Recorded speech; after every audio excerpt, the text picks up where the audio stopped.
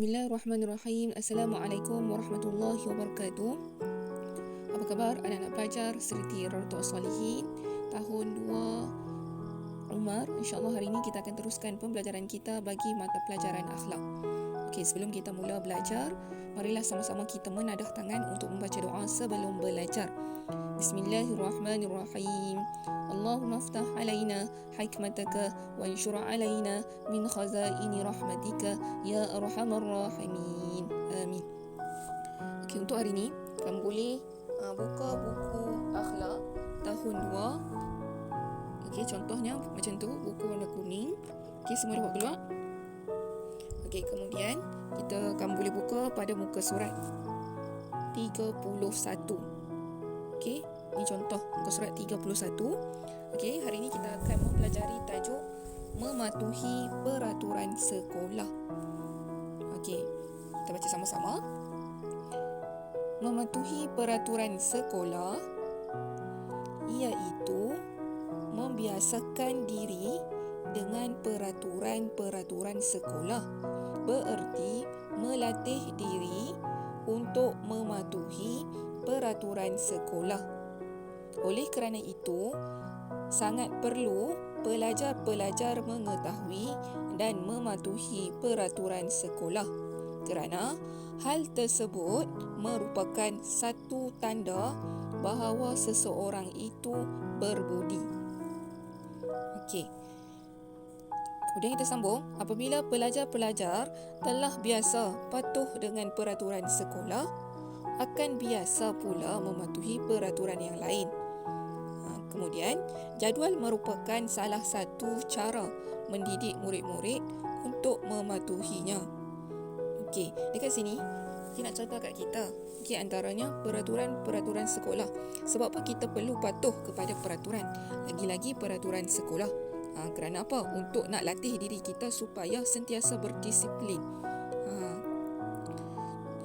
Sebab itulah antaranya kita digalakkan ada jadual. Sebab tu di sekolah, setiap sekolah ada peraturannya. Sebab nak mendidik kamu, bukan untuk membebankan kamu. Okey, kita baca satu persatu.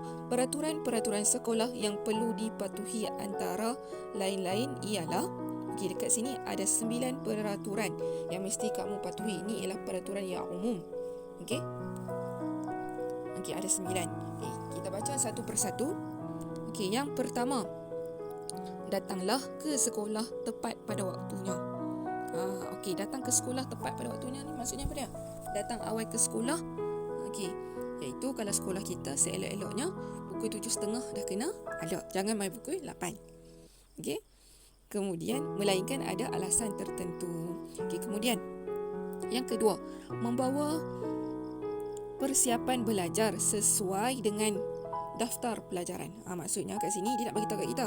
Okey, peraturan yang kedua ialah kamu mesti bawa siap-siap buku ikut kepada jadual waktu yang telah ditetapkan.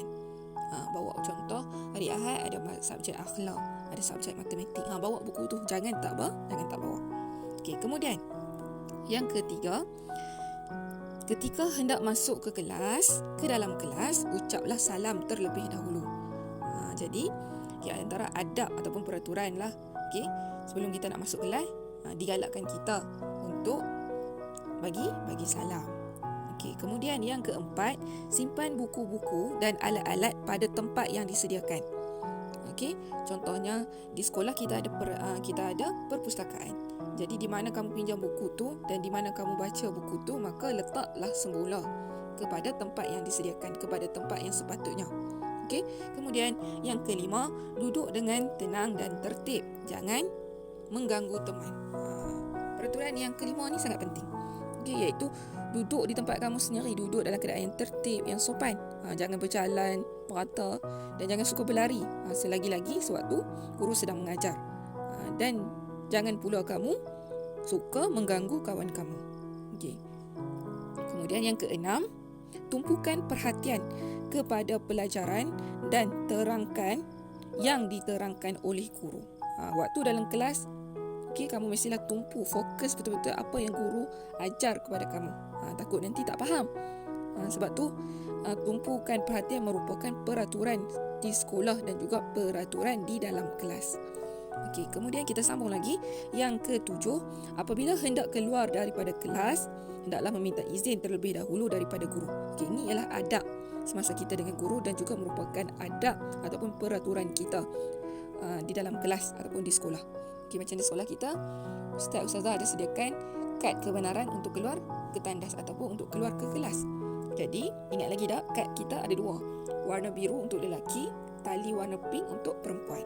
Jadi, sebelum nak keluar pergi tandas, mestilah minta izin dan juga mestilah patuh peraturan sekolah dengan memakai kad keluar kelas. Okay, kemudian yang ke-8, hendaklah selalu menjaga kebersihan sekolah dan kelas. Ini sangat penting yang ustazah sentiasa tekankan setiap kali sebelum balik dan juga selepas balik sekolah.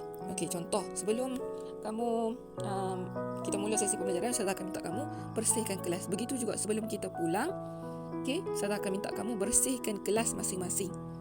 Pastikan buku, pensil dan sebagainya jangan tinggal.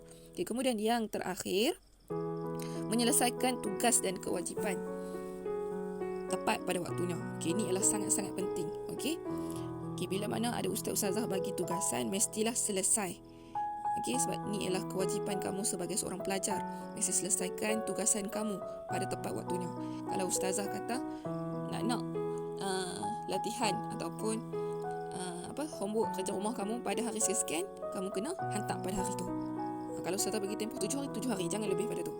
Okey, faham? Ini adalah 9 peraturan sekolah ataupun 9 peraturan yang patut kita patuhi.